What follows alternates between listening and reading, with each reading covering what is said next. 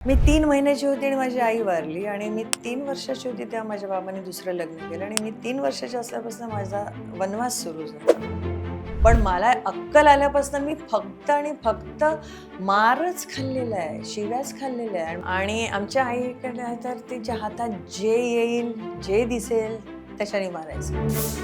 Delivery झाली तेव्हा हॉस्पिटलचं बिल देण्यासाठी माझ्याकडे पैसे नव्हते आणि बिल होतं ₹750. लग्न बाबांनीच करून दिलं होतं कारण त्यांचं असं म्हणणं होतं की मी काय खर्च करणार नाही, माझ्याकडे पैसे नाही, कोणी फुकट घेऊन जात असेल तर जाऊ दे. 35 वर्षानंतर जेव्हा तुम्ही मागे वळून बघतात ना, काय आठवतं मॅम? स्ट्रगल. तुम्ही सुसाईड करायला पण गेला होता. बोरिवलीला मी चढले आणि मी मालाड यायच्या आधीच मी जंगलात. भूक असह्य झाली की मग शेजार-पाजारांकडनं जेवायला मागा, चोरून चोरून ते खा. आणि जेवण पण कसं असायचं म्हणजे रात्रीचं उरलेलं, आंबलेलं, बिंबलेलं सगळं असं ताटात भरून ठेवलेलं असायचं. मी शाळेतनं आली की माझ्यासाठी दुपारी. त्यावेळी बाबांचा सपोर्ट कसा होता? म्हणजे काहीच नव्हतं. ते पण विसरले होते की आपण एका मुलीला जन्म दिलाय. मी एकदा त्या रागाने त्यांना विचारलं होतं, खरोखर तुम्ही माझे बाबा आहात का? म्हणजे मला आजही तो क्षण दिवस आठवला की मी रडते की मला आता मी सांगू कोणाला मुलगा झालाय हे सांगायला माझ्याकडे कोणी नव्हतं.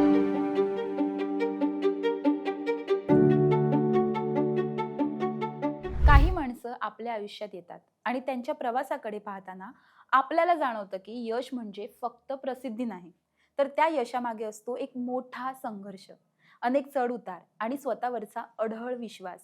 गेल्या तब्बल 32 वर्षांपासून आपल्या अभिनयाने प्रेक्षकांच्या मनावर अधिराज्य गाजवणाऱ्या, कधी नायिका तर कधी खलनायिका बनून प्रत्येक भूमिकेला आपलंसं करणाऱ्या मुग्धा शहा आज लोकमत सखीच्या सुपर सखी या कार्यक्रमामध्ये मी त्यांचं खूप खूप मनापासून स्वागत करते.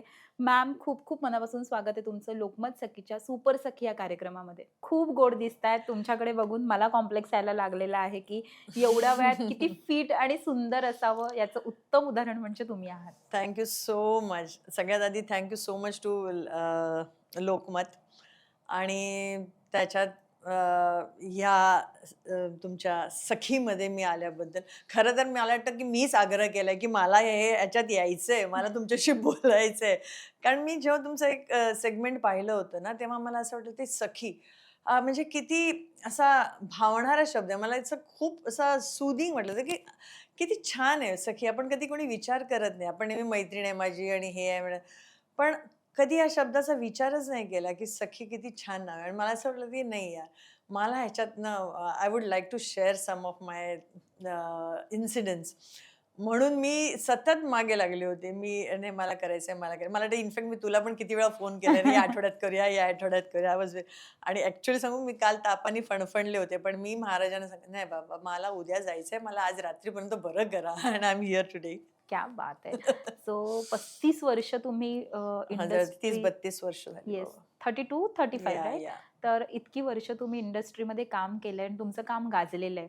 हिंदी सिनेसृष्टी असू देत किंवा मराठी, तुम्ही दोन्हीमध्ये तेवढ्याच ॲक्टिव्ह होतात आणि दोन्ही मराठी म्हणजे दोन्ही इंडस्ट्रीमध्ये खूप नाव आहे तुमचं. पण आता 35 वर्षानंतर जेव्हा तुम्ही मागे वळून बघतात ना, काय आठवतं मॅम? स्ट्रगल. स्ट्रगल. कारण तेव्हा एवढं सगळं नव्हतं ना, ओपन नव्हतं सगळे चॅनल्स. कारण मी जेव्हा एंट्री केली होती, तेव्हा फक्त मराठीमध्ये सह्याद्री होतं, जे दूरदर्शनचं होतं. हं.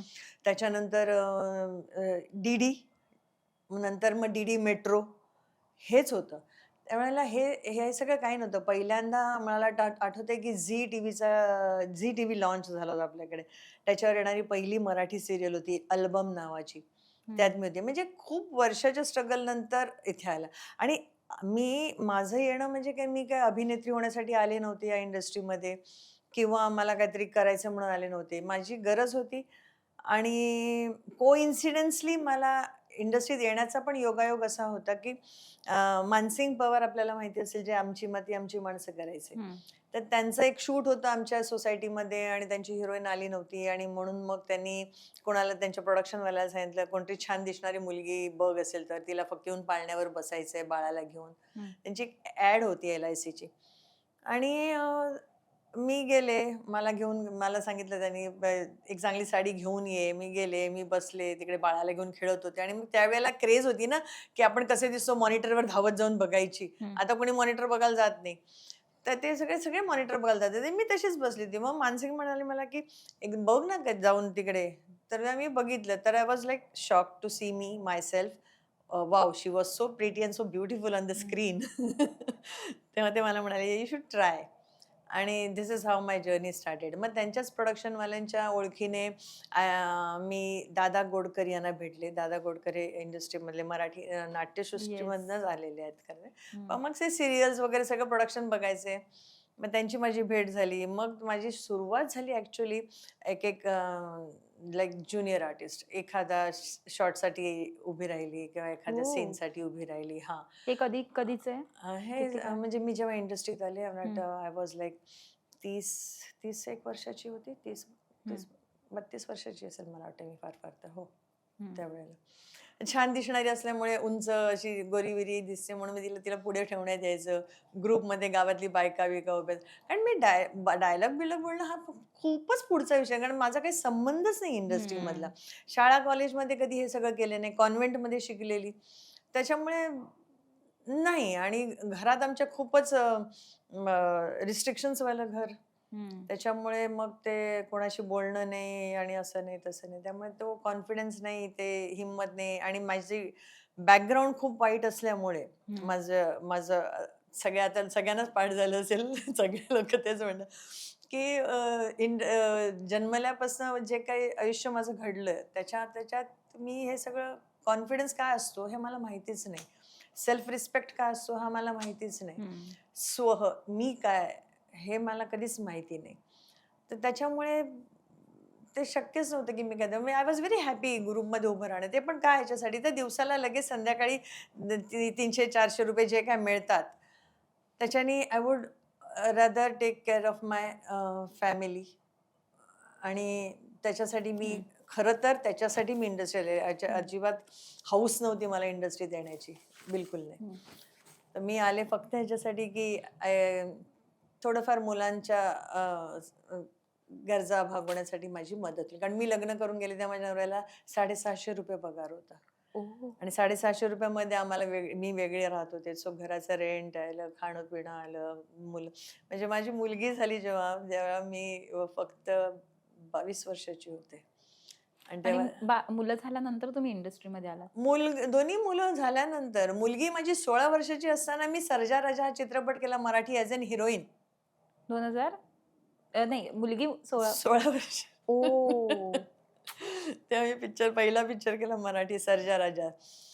आणि त्याच्यामुळे ते घरची परिस्थिती आहे म्हणजे मी सांगते माझ्या मुलीच्या वेळेला मला हॉस्पिटलमध्ये डिलिव्हरी झाली तेव्हा हॉस्पिटलचं बिल देण्यासाठी माझ्याकडे पैसे नव्हते. आणि बिल होतं ₹750. बापरे! मग कसं केलं तुम्ही आणि तेव्हा? मी त्यावेळी त्या डॉक्टरना सांगितलं होतं, की मला लगेच दुसऱ्या दिवशी सोडा, कारण का जेवढे दिवस मी जास्त राहीन, तेवढे दिवस माझं बिल वाढत जाईल ना. सो माझी मुलगी झाली 30 तारखेला. मी 1 तारखेला घरी होते संध्याकाळी आणि 2 तारखेला मी ग्राउंड फ्लोअरवरनं 3rd फ्लोअरपर्यंत पाणी हंड्यानी उचलून पायऱ्या चढून पाणी भरत होते. So this was the struggle of my life. So मला असं वाटलं, की आय शुड डू थोडीशी काहीतरी करता येईल. पण असं नाही की मी डायरेक्ट इंडस्ट्रीत आले. त्याच्या आधी मी बरंच काय-काय केलं. मी बऱ्याच ठिकाणी नोकरी केली आणि घरगुती काय-काय करता येईल ज्याच्याने थोडंसं पैशाचा हातभार लागेल घराला. ते सगळं काही केलं. पण त्याच्यानंतर मला वाटतं योग होते की इंडस्ट्रीत येण्याचे आणि मानसिंग पवारांच्या अ, ओळखीने किंवा असं हे काय जे माझी इंडस्ट्रीत एंट्री झाली. अदरवाईज क्या बात आहे पण. मग बालपण कसं होतं तुमचं? बालपण खूपच वाईट होतं. वाईट होतं? खूपच वाईट होतं. म्हणजे बालपण एखादी अनाथ मुलगी एखाद्याच्या घरात राहते, तर तिला कसं ट्रीट केलं जाईल? तसं माझं आयुष्य होतं. कारण माझा जन्म झाल्यानंतर आई वारली. अ, वडील असून नसून सारखे. मला भावंडं वगैरे कोणीच नाही. मी एकटी. सावत्र भावंडं होती. हं.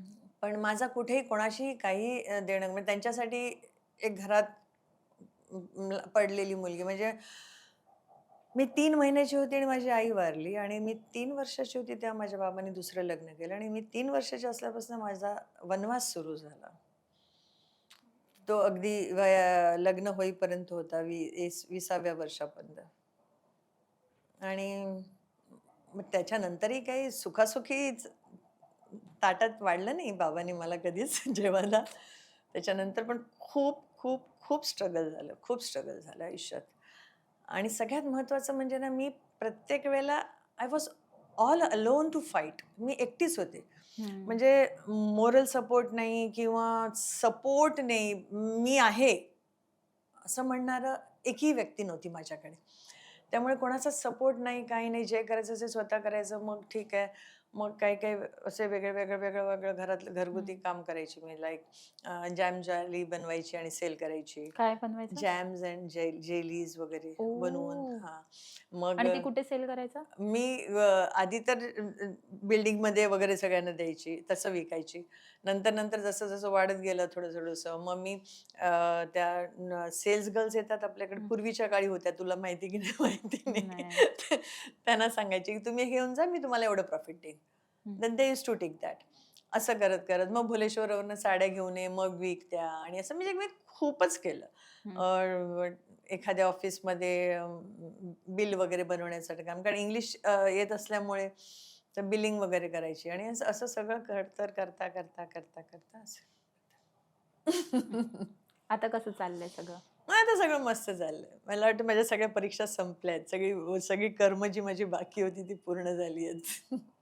हे सगळ्यात मुलाचा आणि सुनेचा कसा असतो सपोर्ट तुम्हाला? म्हणजे कसे असतात तुमच्या नाही, मुलांचा सपोर्ट नसता तर कदाचित मी आतापर्यंत हे सगळं केलंच नसतं. माझी मुलगी आणि मुलगा also like a biggest support. कारण मी आय एम डिवोर्स्ड. मी नवऱ्याच्या घरातनं जेव्हा निघाले तेव्हा माझा मुलगा 16 वर्षाचा होता आणि त्याला 10वीची त्याची परीक्षा होईपर्यंत मी थांबले होते. आणि मग आम्ही तिघंही घरातनं बाहेर पडलो इनिशियली. तर मग हम्म.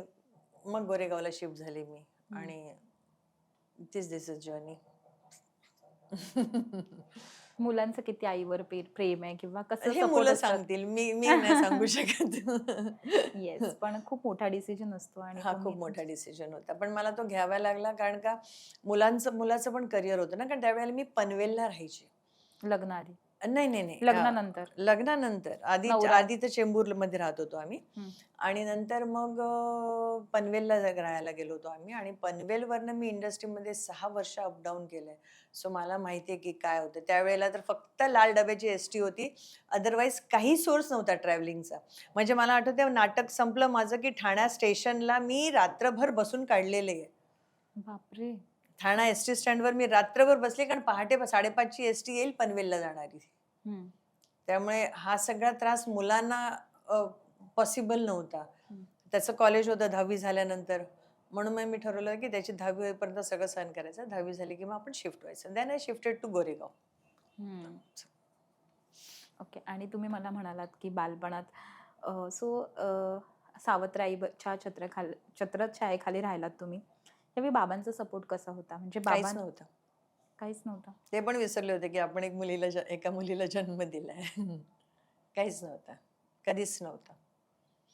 म्हणजे ते कधीच एक अक्षर नाही म्हणजे माझ्यासाठी. म्हणजे मला तर माहिती पण मला म्हणजे विश्वासच बसत नव्हता, की हे खरेच माझे बाबा आहेत. मी एकदा तर रागाने त्यांना विचारलं होतं, "खरोखर तुम्ही माझे बाबा आहात का?" हम्म. कसं एखाद्या व्यक्तीला दिसत नाहीये का, की आपल्या लहान बाळाचे कसे हाल होत आहेत. म्हणजे वयाच्या 3ऱ्या वर्षापासून म्हणजे तर मला तर काहीच माहिती नाही. पण मला अक्कल आल्यापासून मी फक्त आणि फक्त मारच खाल्लेला आहे, शिव्याच खाल्लेल्या आहे आणि मार पण असा तसा नाही. आता मला वाटतं आई नॉर्मली रुलर पट्टीनी वगैरे मारते मुलांना आणि अशी कुठलीच वस्तू नाहीये, की ज्याच्याने मी मार नाही खाल्लेला. म्हणजे आणि हे सगळं दिसत कसं नाही? आपली पोरगी उपाशी आहे, त्यांना दिसत कसं नाही? असं मला नेहमी वाटायचं. म्हणजे आता तुला सांगू मला परवा माझा वाढदिवस झाला. पण हम्म. माझ्या बाबांनी मला विश नाही केलं. आता कुठे असतात ते? आहे तिथे मालाडलाच राहतात. अगदी माझ्या घरापासून अगदी 20 मिनिटाच्या अंतरावर आहेत. आता तुम्ही एवढं नाव कमवलं तरी पण त्यांना त्याचा अभिमान? नाही, त्यांना असं कधीतरी फुशारक्या मारायच्या असं की ते म्हणतात, "मेरी बेटी है." पण ते प्रेम, तो ओलावा किंवा माझी मुलगी आहे. हे मी 63 वर्षांमध्ये कधीच नाही पाहिलं त्या बाबांकडे. आणि आई, सावत्राई? नाही, तिचं तर तिचा बस चालला असता तर तिने मला तर मारूनच टाकली असते कदाचित. आणि मी असं ऐकलं की तुम्ही सुसाईड करायला पण गेला होता. हां, म्हणजे मी मला अच्छा का पण, म्हणजे असं का वाटलं होतं? हां, ते आता एवढी वर्ष त्रास सहन करून उपासमार, नंतर म्हणजे असे शेजारच्या रूममध्ये वगैरे चाळीत चाळीत घरं आमची. पत्र्याच्या चाळीत माझा जन्म झाला आहे. जिकडे चारी बाजूला पत्रे आणि अशा घरात आम्ही राहत होतो. तर मग भूक असह्य झाली की मग शेजार-पाजारांकडनं जेवायला मागा.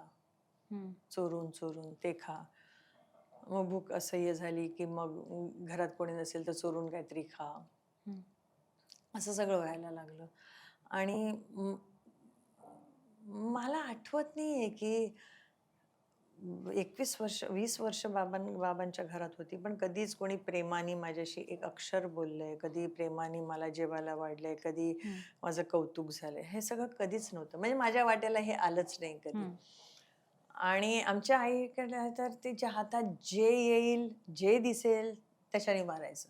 हं, म्हणजे मला आठवतंय की लहानपणी माहितीये हं, म्हणजे आमच्या लहानपणी, तुमच्या लहानपणी नसेल कदाचित, हं, स्टोव्ह असायचा. हं, स्टोव्ह पेटवण्यासाठी काकडा असायचा. हं, असा तो असा काकडा असतो. हं, तो हं. केरोसिनमध्ये बुडवायचा आणि तो पेटवायचा आणि त्याच्याने स्टोव्ह लावायचा. ती कैक वेळा केरोसिनमध्ये बुडवून पेटवायची आणि सरळ तोंडावर चिटकून टाकायची. So I used to have भाजलेले ओह डाग वगैरे. शिट! म्हणजे तिचा बस चालला असता तर तिने मला त्याच वेळेला विष दिलं असतं. पण कदाचित ते तिच्यात माहिती नसेल तिला कधी राहिलं असेल तिच्याकडनं किंवा माझे भाग्य, माझं नशीब कधीच एवढं सगळं भोगणं होतं, एवढं आयुष्य जगायचं होतं म्हणून असेल कदाचित. असे म्हणजे प्रचंडच अत्याचार झाले. म्हणजे मग मी तर हातोडीनी, लोखंडाच्या सळीनी, कशाने नाही मार खाल्लाय. सगळं. पण हे सगळं माझ्या बाबांना कधीच नाही दिसलं. हं. ते वाईट वाटतं मला कधीतरी. पण आता नाही वाईट वाटत मला. सावत्र भावंड नव्हती तुम्हाला? नाही, सावत्र भावंड आहेत ना. एक बहीण होती, एक भाऊ आहे. मग भाऊ होता. त्यांचं असं कधी काही म्हणणं नाही, नसायचं? त्यांचा आधीच काही सपोर्ट नव्हता मला कधी. म्हणजे तुला सांगते आमच्या बाबांनी ना टॅक्सी घेतली. माझे बाबा टॅक्सी ड्रायव्हर होते. हं, आधी ते ड्रायव्हर म्हणून काम करायचे. नंतर त्यांनी स्वतःची टॅक्सी घेतली. तर टॅक्सी घेतल्यानंतर टॅक्सीच्या मागे पूर्वीची फॅशन होती ना नावं लिहायची मुलांची. तर हं, त्यांच्या मुलीचं नाव आणि त्यांच्या मुलाचं नाव होतं हं, टॅक्सीच्या मागे. कारण मी त्यांच्या गणनेत नव्हतेच ना. एक मुलगी अजून आहे आपल्याला म्हणून. हं. त्यामुळे माझा कधी संबंधच झाला. त्यामुळे ते दोघंही लाडोबा, त्यांचे सगळे लाड, कोड, कौतुक सगळं बोलले की लगेच झेलायचं आणि त्यांना जमिनीवर नाही ठेवायचं, उचलून घेऊन फिरायचं. ते उचलून घेऊन मी फिरणार. मग मला काय त्रास होतो तो सगळा सोडूनच द्या. मी शाळेत माझ्या आठवत नाही मला अख्ख्या आयुष्यात माझ्या शाळेत कधी टिफिन बघितलाय. मला कधीच टिफिन मिळत नव्हता. बापरे! मी नोकरी करायला मला बाबांनी माझ्या नोकरीला लावली होती. तिकडे कधी टिफिन घेऊन गेली कधीच नाही. पण नेहमी वर्गातली मैत्रिणीमध्ये कधी-कधी द्यायचे, कधी-कधी उपाशी. तर हेच आहे ठीक. आणि जेवण पण कसं असायचं म्हणजे रात्रीचं उरलेलं, आंबलेलं-बिंबलेलं सगळं असं ताटात भरून ठेवलेलं असायचं. मी शाळेतनं आली की माझ्यासाठी दुपारी. कारण दुपारी घरात कोणच नसायचं ना. ती आणि मी. ती दोन्ही मुलं शाळेत गेलेली असायची. बाबा तर सकाळीच जायचे. कोणाला माहितीच नाही.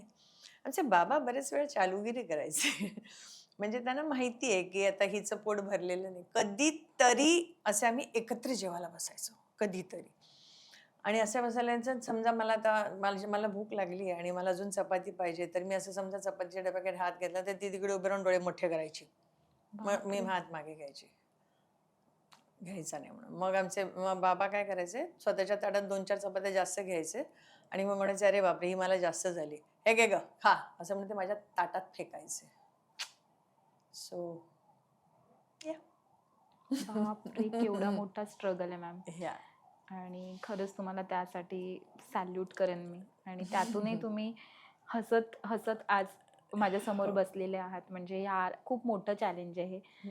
आणि मुळात त्याच्यानंतर तुम्ही बोललात की तुमचं लग्न झालं. सो ते लग्न कोणी जुळवलं होतं? लग्न बाबांनीच करून दिलं होतं. कारण त्यांचं असं म्हणणं होतं, की "मी काय खर्च-बिर्च करणार नाही. माझ्याकडे पैसे नाही. कोणी फुकट घेऊन जात असेल तर जाऊ द्या." असं होतं. ऍक्च्युली ना आमच्याकडे आपल्याकडे अशी पद्धत असते ना की आत्ते भावाबरोबर लग्न करतात हं. वगैरे.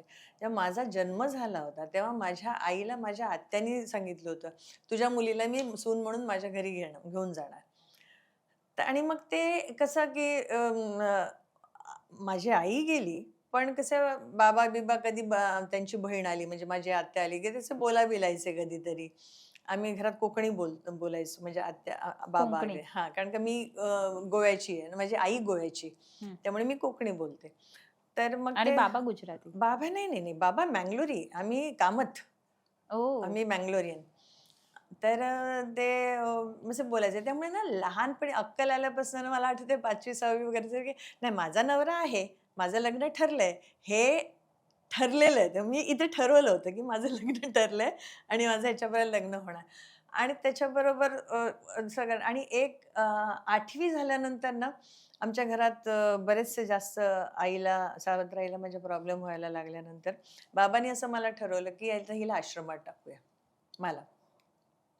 आणि आश्रमात टाकायला त्यांनी सगळे तयारी वगैरे सगळी त्यांची झाली होती. कुठेतरी बघून आले. तर आता आश्रमात टाकणार म्हणजे ते अशा गोरगरिबांच्याच आश्रमात टाकणार ना, हं. ज्यांना फुकट मुलगी खपवायची तर. तर त्यांनी त्याच वेळेला मे महिन्याची सुट्टी, त्याच वेळेला माझी ही आत्या आमच्या घरी आली होती. ओके.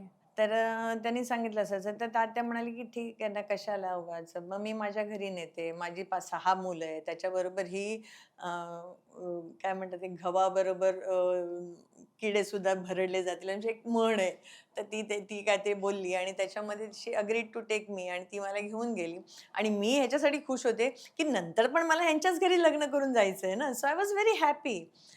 पण तो प्रवास एक आणखीन जरा वेगळाच होता.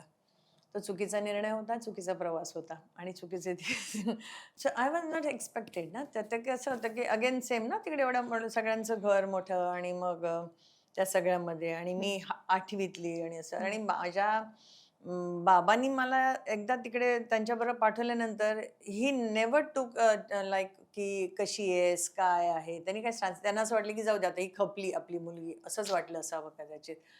आणि मग 2 वर्षानंतर आत्याने सांगितलं, की "मी आता नाही पोसणार तुझी पोरगी. 2 वर्ष पोसले मी." आणि मग मला परत माझी रवानगी झाली हे कितव्या वर्षात? सावत्र मी 15 वर्षाची हं, नाही 16. 10वी पास केली आणि मी तिकडे आले. हं. मालाडला परत आले बाबांकडे आणि मग परत वनवास सुरू झाला. जो होता तसाच. त्यात काहीही सुधारणा झाली नाही.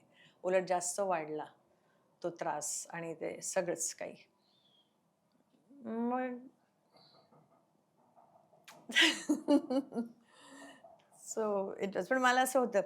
तर मला असं माहिती होतं, की आता माझं या मुलाबरोबर लग्न होणार आहे, हं, होणार हं, आहे, होणार हं. आहे. समज वेगळे आणि तोपर्यंत कसे मुलं आपापल्या हिशोबाने मोठी झालेली असतात. So he had girlfriend. त्याची एक हं, गर्लफ्रेंड होती हं, आणि त्यांनी त्याला सांगितलं, की मी तिच्याबरोबर लग्न करणार आणि हं, सगळं असं झाल्यानंतर मग माझ्याकडे काही पर्याय उरला नव्हता. So I was all alone again, हं, की म्हणजे असं वाटतं, की बापरे! आता माझं काय होणार असं. आणि त्याच विचारांमध्ये मी शाळेमध्ये 11वी मध्ये मी बोरिवलीला गोखले हायस्कूलमध्ये ॲडमिशन घेतलं होतं नाईट कॉलेजसाठी. हं. कारण त्याला 2 गोष्टी होत्या. कारण का मला पर्सेंटेज तेवढे नव्हते, की मला दिवसाचं काही असं चांगलं कॉलेज मिळेल आणि दुसरी गोष्ट नाईट ह्याच्यासाठी, की दिवसभर मी घरातलं काम करून रात्री कॉलेजला जाऊ शकेन.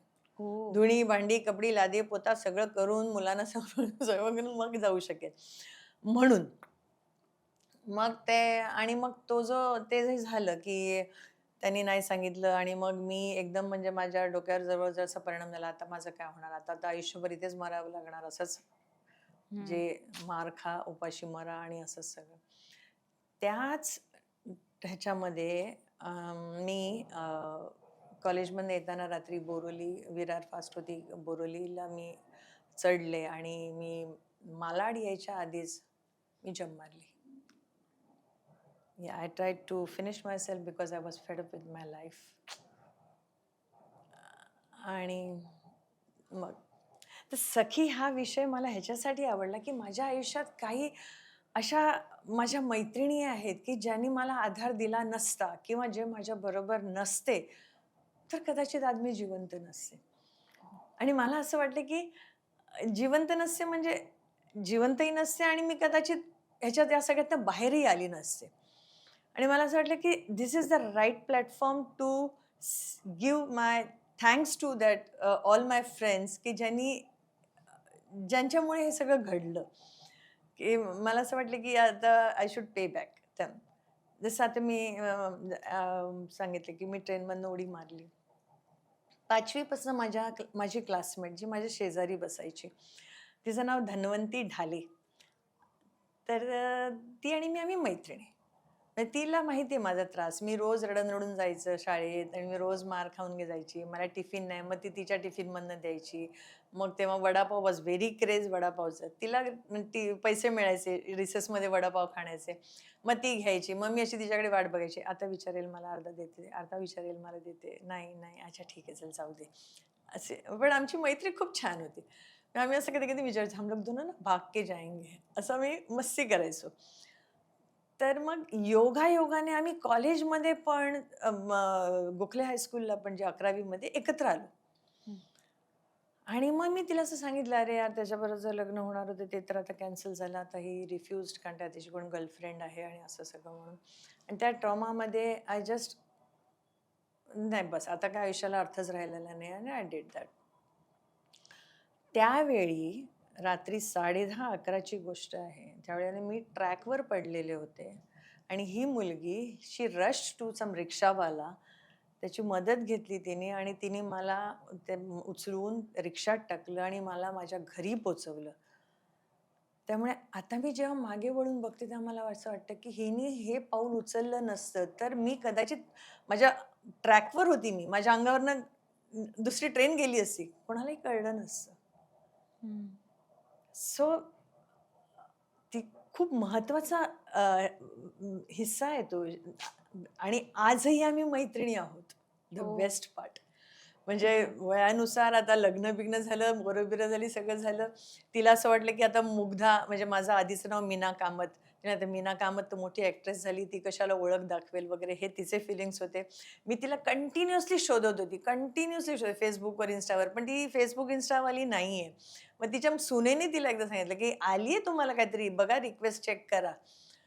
तेव्हा तिला म्हटलं मग देन वी मेट अगेन. मग आम्ही असे अधून-मधून जातो. आता मध्यंतरी आम्ही गेल्या महिन्यातच जाऊन वी हॅड मस्त लंच वगैरे. So yeah still she is my friend and thank you so much to her. नाव काय त्यांचं? धन्वंती ढाले आधीचं धन्वंती आणि हर. आताचं शी इज धन्वंती हरडे.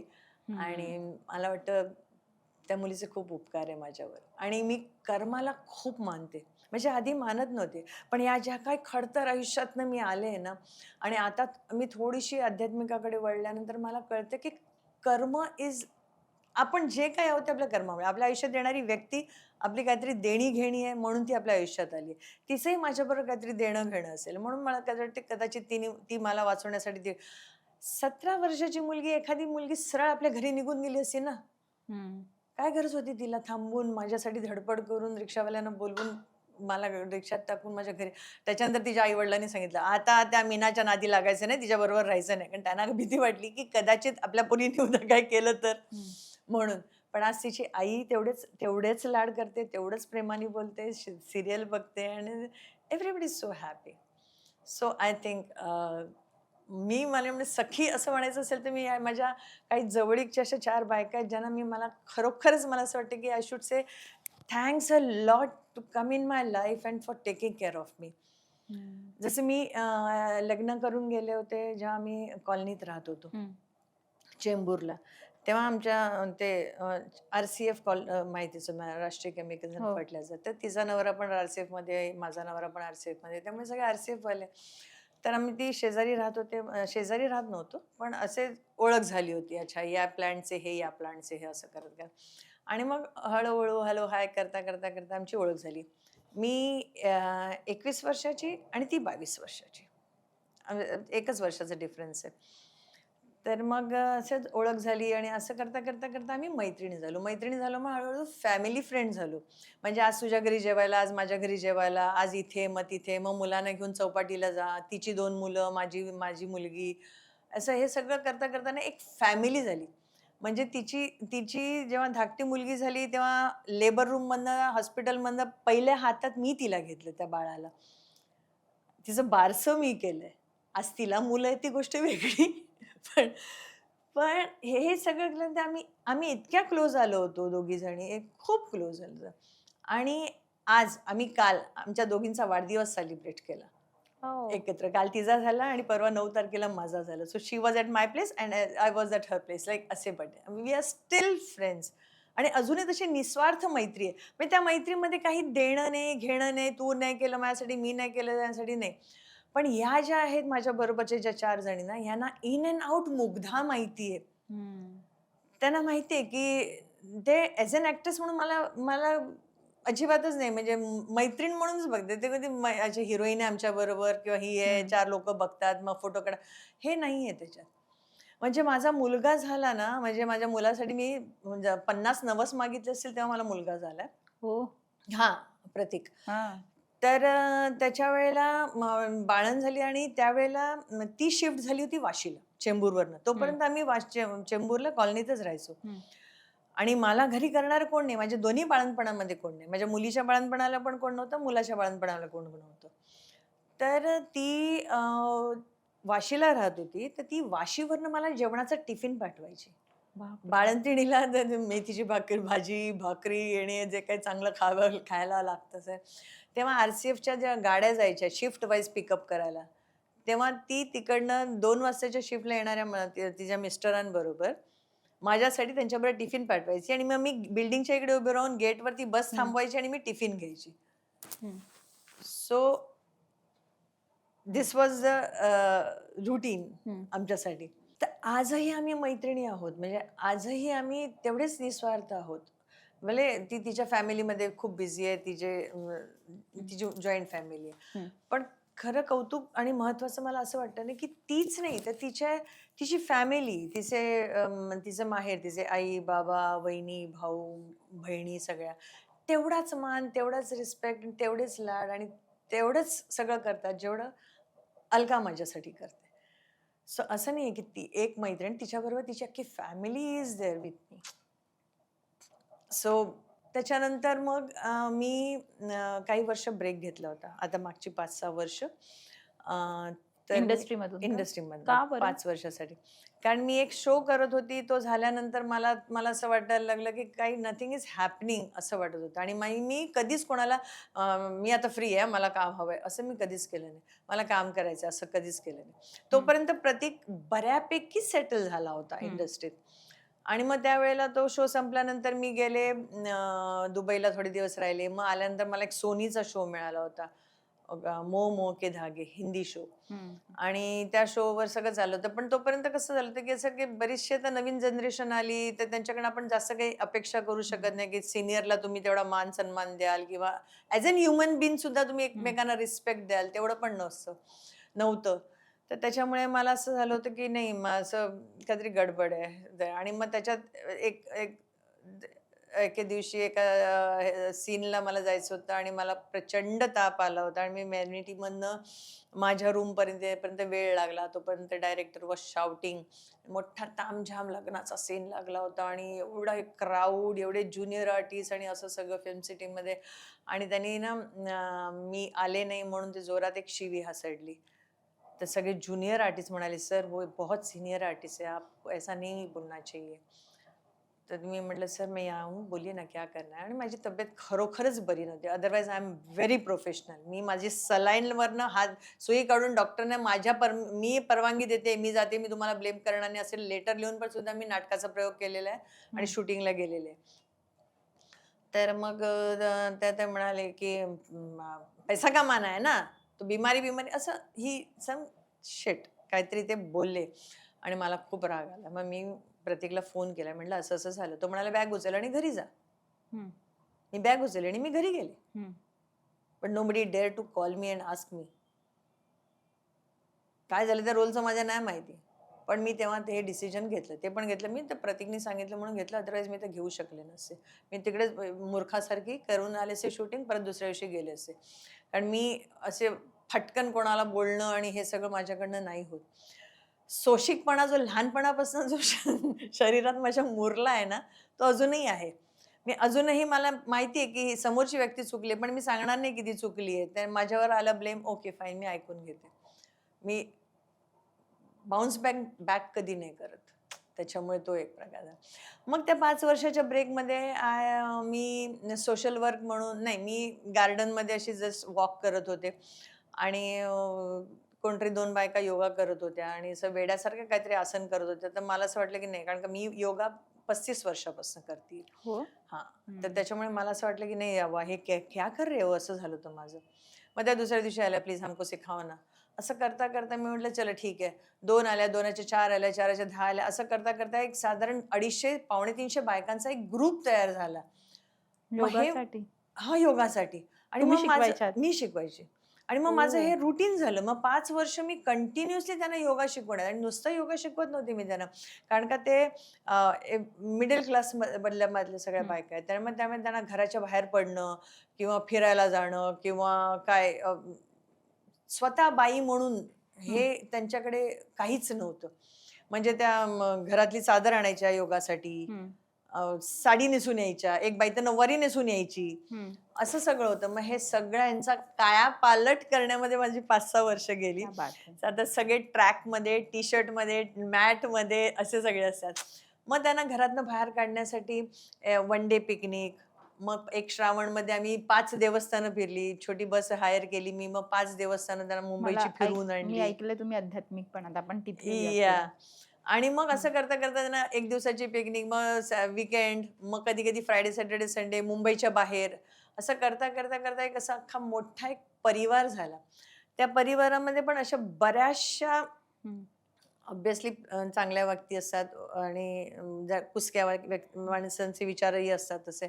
असे बरेच काही खुसपट आमच्याकडे व्हायची. पण त्याच्यात आणखीन एक असं एक कमळ असतं, तर तसं एक मला एक एक कमळ मिळालं. एक आणखीन एक मैत्रीण मिळाली. तिचं नाव प्रभा देवधर. हं. ती म्हणजे तिच्यासाठी आणि मला सगळे दीदी म्हणतात. हं. योगामध्ये सगळे दीदी म्हणतात. तिच्यासाठी मी म्हणजे परमेश्वर, परमेश्वराच्या नंतर माझा नवरा, माझ्या नवऱ्याच्या नंतर माझी दीदी. म्हणजे तिच्यासाठी मी इतकी एक म्हणजे ना 2 नंबर. 1 नंबर नवरा, 2 नंबर दीदी. नवऱ्याचं ऐकणार, दीदीचं ऐकणार. अजिबात मध्ये कोणाचं ऐकणार नाही. सो ती इतकी क्लोज आहे म्हणजे ती मला गाईड करते. वयाने माझ्यापेक्षा 10 वर्षांनी मोठी आहे. ती गाईड करते मला, ती समजून घेते मला, ती समजवते मला. तिच्या समोर कोणी मुग्धासाठी वाईट बोलायचं नाही. मग ती ऐकणारच नाही कोणाचं. हं. म्हणजे तिने कित्येक लोकांना असं वाटायचं की ती आता ही मुग्धाची मैत्रीण आहे, तर तिच्याकडे काही कंप्लेंट करायला गेलं. त्यांच्याबद्दल माझ्यासमोर काही बोलायचं नाही हां. जा. एवढं बोलायला गट्स लागतात. हिम्मत लागते, की कारण ती तेव्हाच व्यक्ती एक बोलू शकते जेव्हा ती मला ओळखते, की मी काय आहे. हं. तर या अशा या 4-5 बायका माझ्या आयुष्यात आलेल्या आहेत. त्या मला वाटतं कदाचित ध्यानात सखी म्हणतात, येस. की ज्या एकमेकांना अंतर्बाह्य ओळखतात. हं. म्हणजे आज आता मी तुला जेवढी नावं सांगितली म्हणजे आता माझी मैत्रीण असू दे धन्वंती किंवा माझी हं. प्रतीकच्या शाळेच्या वेळेला जेव्हा मला मदत हं. करायच्या त्या मालतीबेन असू दे किंवा माझी मैत्रीण अलका किंवा प्रभा, ह्या सगळ्या मला असं वाटतं ना की they are more than me. They in and सगळ्यात आउट सखी त्यांना आहेत तुम्ही. मुग्धा माहितीये. हं. म्हणजे मी जसं मी तिला म्हटलं ना, "हॅलो बेन," असं म्हटलं की तिला कळायचं की नाही समथिंग इज रॉंग. तू तर सरळ म्हणायचं, "तू ये इकडे घरी." मी कित्येक वेळा म्हणजे असं घरात आपण काही बोलू शकत नाही. प्रत्येक घरात असतं, की नाही बोलू शकत, नाही सांगू शकत. मग ते आपणच स्ट्रेस घेऊन त्याच्या डिप्रेशनमध्ये जातो. आणि मग माझ्या एका फोननी त्यांना कळतं, "काही झालंय का? काही गडबड आहे का?" असाच माझ्या इंडस्ट्रीमध्येच आम्ही काम करत असताना माझा माझा को आर्टिस्ट होता. तो माझा चांगला मित्र आहे. खूप चांगला मित्र आहे. त्यानी मला शिकवलं, "मुग्धा इन्व्हेस्टमेंट करणं सीखो." आणि मला इन्व्हेस्टमेंट वगैरे काही माहिती नाही. आपण डेली वेजेसवाले. आपल्याला काय माहिती इन्व्हेस्टमेंट काय असते? तर जेव्हा आमचे त्यावेळेला जेव्हा आम्ही शो हं. करत होतो, तेव्हा काय होतं पर डे आम्हाला ₹1000 ₹1500 तर त्याच्यातनं मला सांगायचं, "इसमें से 20% पैसा निकाल के रखो." "तू पागल है क्या? कैसे मतलब? मेरे को घर चलाऊंगी, क्या करूंगी?" असं व्हायचं माझं. मग त्यांनी मला ती ओढ लावली. त्यांनी मला ती सवय लावली. त्याने 1 ग्राम सोना लेके रखना. धीरे-धीरे 2 ग्राम लेके रखना. ते त्याच्याकडनं शिकली मी. आणि ती इन्व्हेस्टमेंट मी विचार पण सुद्धा करू शकत नाही की त्यावेळेला मी जी केलेली इन्व्हेस्टमेंट आज माझ्या उपयोगी पडली. तेव्हा त्यांनी मला म्युच्युअल फंड शिकवलं, त्यांनी मला इन्व्हेस्टमेंट, SIP शिकवलं. हे सगळं मी बेअक्लीच म्हणजे नाही, मी शिकलेली नाहीये. मला ह्या सगळ्या गोष्टी माहिती नाहीये. मला त्यावेळेला फक्त एवढंच माहिती होतं, पोस्टात पैसे टाकायचे. मी त्या काळातली बाई आहे. पोस्टात पैसे टाकायचे. म्हणून मी काहीतरी झाले दर महिन्याला ₹100 पोस्टात ठेवायचे. हे मी करत होती. पण हे सगळं माझ्यासाठी म्हणजे बापरे! अगर इसमें फँस गई तो, मैं डूब गई तो, मेरे पैसे गए तो, हेच सगळं. कारण हम्म. आपल्याला नॉलेज नाहीये. त्यांनी मला त्याचा माणूस दिला, मला गाईड केलं आणि माझ्या SIP इन्व्हेस्टमेंट सुरू केल्या. हळू करता त्या इन्व्हेस्टमेंट झाल्या. नंतर गोल्ड इन्व्हेस्टमेंट करायला त्यांनी शिकवलं. 1 ग्राम ले ले गोल्ड. आणि ओरडायचा तो मला, मत कर ना. आणि मी तर कधी स्वतःवर खर्चच हम्म. केला नाही आयुष्यात. हम्म. मी कधी स्वतःच्या पैशानी महागडी साडी किंवा हम्म. 500-600च्या वरची साडी नाही घेतली स्वतःसाठी. ओ. अजूनही नाही. हम्म. अजूनही नाही. दागिने नाही, मला आवड नाही अजिबात दागिन्यांची. त्यामुळे मी स्वतःसाठी कधी सोनं घेतलं नाही. सोन्या चांदीमध्ये मला इंटरेस्ट नाहीये. 2 वेळेला पोटभर जेवायला मिळते. I am happy with that. तर त्यांनी मला त्याची ती ना मग सवय लागली ती. आणि मग हळूहळू मग गोल्ड घे, हे घे, असं करत ही माझी इन्व्हेस्टमेंट सुरू झाली. Hmm. Again thanks to him also, की त्यांनी ही जर का मला सवय लावली नसती तर कदाचित मला कळलंच नसतं. मग जेवढे SIP वगैरे करून जेवढे इन्व्हेस्टमेंट केलं, मग त्यांनी हळूहळू त्याची एक्सेल शीट बनवायला लावली. मग ते इतना तेरा इन्व्हेस्टमेंट है, तुना इतना डाला है, इतना मिलेगा, इतने साल की हो जाएगी, इतना मिलेगा. हम्म. इन्शुरन्स माझा एवढा मोठा करून ठेवलेला आहे की तू मर भी जाएगी ना तो बच्चों को बहुत सारा मिलेगा. हम्म. नाही, एवढं निस्वार्थपणे नाही कोणी करत, कोणीच नाही करत. खरं. पण तीच इन्व्हेस्टमेंट माझी होती. मग मी वन फाईन डे मी ती सगळी इन्व्हेस्टमेंट काढली आणि मी पुण्याला एक घर घेतलं. हम्म. नाहीतर आज माझ्याकडे ते घर नसतं. त्याच्यानंतर मी तेच घर पुण्याचं विकलं आणि प्रतीकसाठी मी मोठं 3 BHK घेतलं. आज मुंबईमध्ये 3 BHK घेणं एक मध्यमवर्गीयाला आणि सेल्फ मेड एकटी बाई, जिला कोणाचाही आधार नाहीये, हम्म. ना फिनान्शियली आहे, ना मोरली सपोर्ट आहे, ना सपोर्ट आहे, ती आज मुंबईत 2 घरं कशी बनवते. आज जर का मी ही इन्व्हेस्टमेंट केली नसती, आज त्यांनी मला गाईड केलं नसतं, तर कदाचित मी आज नसते घेऊ शकले घर. खरंय. मी ते घर घेतलं, मी ते घर विकलं, मग प्रतीकसाठी मोठं 3 BHK घर घेतलं. नंतर मी आज मी राहते ते पण माझं स्वतःचं घर आहे. मग आज मुंबईत देवाच्या दयेने माझ्याकडे 2 घरं आहेत. ती ह्याच्यामुळेच आहेत की मी काहीतरी इन्व्हेस्ट करून ठेवलं होतं. गोल्ड. शेवटी मी म्हटलं अरे बहुत दिवाळीला पूजेला काढतो गोल्ड कॉईन काढायची पूजेला. मग मी ते सगळं गोल्ड काढलं आणि मी माझ्यासाठी मोठी गाडी घेतली. अरे वा. कारण आहे जिवंतपणे तोपर्यंत उपभोग घ्यावा ना. सगळं का साठवून नाही? साठवून बरोबर. ठेवलं काय करणार आहे मी? बरोबर. उद्या सकाळी मी उठलेच नाही, हं. ते सगळं जाणार आहे ना. त्याच्यापेक्षा आहे ते भोगून घ्यावं. मग मी आणि मग आज मी त्यांचं ती जर काही इन्व्हेस्टमेंट माझ्याकडे नसती तर मी आज हिंमतच केली नसती गाडी घेण्याची. हम्म. ती पण इन्व्हेस्टमेंट मी केले नसते फंड्समध्ये तर मग माझं घर झालं नसतं. त्यांनी मला अक्कल शिकवलं की मेडिक्लेम करणं बहुत जरुरी आहे. तेव्हा प्रतीकला असं वाटायचं काय मेडिक्लेम वगैरे करून फालतू दर वर्षाला पैसे भरायचे. कारण मेडिक्लेम मी सुरू केला 15 वर्षापूर्वी, 20 वर्षापूर्वी. आम्ही नुसतेच पैसे भरत होतो, वापरला कधीच नाही. त्यामुळे त्याला असं वाटत होतं आपण वेस्ट करतोय पैसे, आपण वापरायलाची काही संधीच नाही आपल्याला, कशाला घालायचे ते पैसे. हम्म. पण मी घालत होती, नाही मेडिक्लेम पाहिजेच आपल्याला. फटकन काय झालं तर आपल्याला कुठे आधार आहे, पैसे कुठून भरणार आपण. तर हे सगळं सजेस्ट करण्यासाठी कोणीतरी एक व्यक्ती माझ्याकडे होता. हम्म. So I think he is also a सखा. क्या बात आहे. खरंच म्हणजे येस. की नाहीतर मग मी हे सगळं करूच शकले नसते, हे झालंच नसतं माझ्याने. सो म्हणून I was very attracted to your topic Lokmat Sakhi. I said yeah I love this topic and I want to go and I would just want to share my feelings for my friends who are there from so many years. अशी एक मैत्रीण आहे माझी आता 42 वर्षापासून आहे, जी वाशीला राहते, जी मला टिफिन पाठवायची. आता ही जी योगामधली जी मैत्रीण आहे ती जवळजवळ 15 वर्षापासून आहे माझ्याबरोबर. शाळेतली मैत्रीण आम्ही 5वीत होतो तेव्हापासूनच्या अजूनही आम्ही एकत्र आहोत आणि निस्वार्थ आहोत. म्हणजे कुठेही काही नाही ना. तिला असं वाटतं की नाही माझी मैत्रीण तर ऍक्ट्रेस झाली आणि हे झाली. नाही, तिच्यासाठी अजून मी मीना कामतच आहे. म्हणजे तिच्या घरात बोलताना मी मीना कामतच्या घरी चालली आहे असंच बोलून येते. काल आली होती माझ्या घरी, मी मीना कामतच्या घरी चालली आहे. तिच्यासाठी अजूनही ती मी मुग्धा नाहीये. सो या मला वाटतं ह्या सगळ्या असे निस्वार्थ माणसं आहेत ही जी माझ्या आयुष्यात आली आणि ज्यांनी मला खरोखर सपोर्ट केलाय.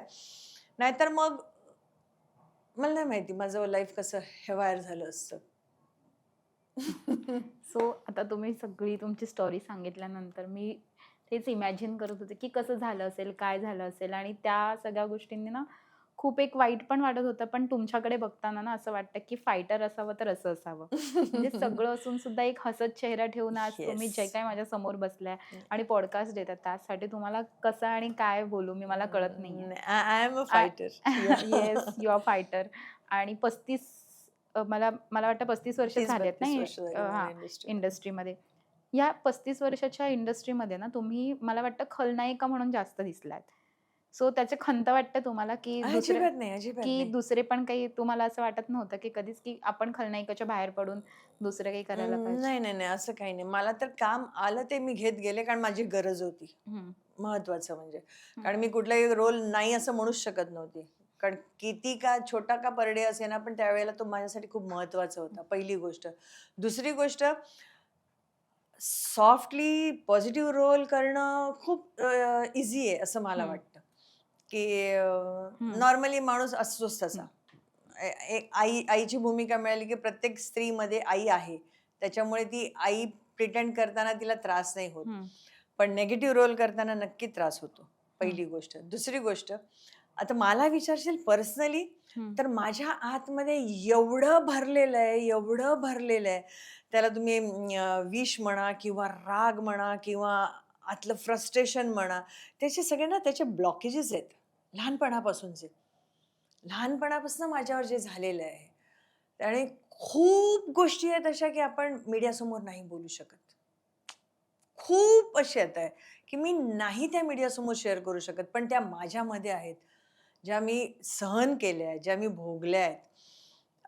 Apart from physical abuse from my mother or something else, apart from that एवढं सगळं केल्यानंतर असं तोच सगळा राग आहे, तो द्वेष आहे, ती पीडा आहे आणि हे सगळं काढण्यासाठी मला असं वाटतं, की मला हे जे मिळणारे निगेटिव्ह रोल खूप उपयोगी पडलेत. हं. की ते परफॉर्म करताना ना ती आतली मुग्धा जी कधीच जगासमोर नाही आली, जिने कधी स्वतःला व्यक्त नाही केलं, ते व्यक्त करायला मिळते मला. क्या बात है! सो ते मला सुरुवातीला हे कळत नव्हतं. पण नंतर हे सगळं कळायला लागलं, की हा एक आउटलेट आहे माझ्यासाठी, हं, की अच्छा ठीक आहे. आता मी हे केलं ना, आता ओके फाईन. पण हं, असं नाहीये, की आता मी मागे पण एका इंटरव्ह्यूमध्ये म्हटलं होतं, की आता माझा आनंदीमध्ये जो रोल आहे, हं, खूपच वाईट रोल आहे, खूपच निगेटिव्ह आहे. लोक असे हं, शिव्या देतात, कमेंट्स इतके घाणेरडे असतात ना मला. मी माझ्या डायरेक्टरला म्हणते, "सर बहुत बुरा बोल रहे लोग." म्हणजे हं. ठीक है ना, इसका मतलब आप बहुत अच्छा कर रही हो. अच्छा काम कर रही बरोबर. पण मला मला माहिती आहे, मला कशा यातना होतात. तिला मारण्याचा जेव्हा सीन येतो माझ्याकडे ना, तेव्हा मी स्वतःला मेंटली प्रिपेअर्ड करते या गोष्टीसाठी. मला आठवतंय एकदा चुकून माझ्या हातात जो एक स्टिक असते कायम त्या कॅरेक्टरच्या, हं, शिल्पाच्या, हं, ती तिच्या अंगठ्यावर बसली होती आणि मला जो त्रास झालाय ना, म्हणजे इथपर्यंत माझ्या गेलं, की हाव मुग्धा हाव? कसं? ॲज अॅन आर्टिस्ट तू सांभाळायला पाहिजे होतं. तिला लागता का म्हणून तिला लागल्यानंतर मी तिचा अंगठा बघितल्यानंतर मी रडत होते. कारण तिला वेदना किती झाल्या माहिती नाही, पण त्याच्यापेक्षा जास्त मला झाल्यात. कारण का त्या मी भोगल्यात.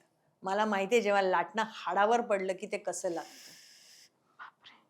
माझ्या अंगावर काटे येतात तर मॅम. त्याच्यामुळे मला ते म्हणजे मी 10 आणि मी प्रत्येक सीन झाला जिकडे-जिकडे मला तिला मारायचंय, तिचे कान पिळायचे, तिचा हात मुरडायचा आहे, तिला काठीनी मारायचंय. मी प्रत्येक वेळेस शॉट झाला, की मी तिला 1 सेकंदासाठी हग करून आय एम सॉरी बच्चा, आय एम सॉरी बच्चा, आय एम सॉरी बच्चा.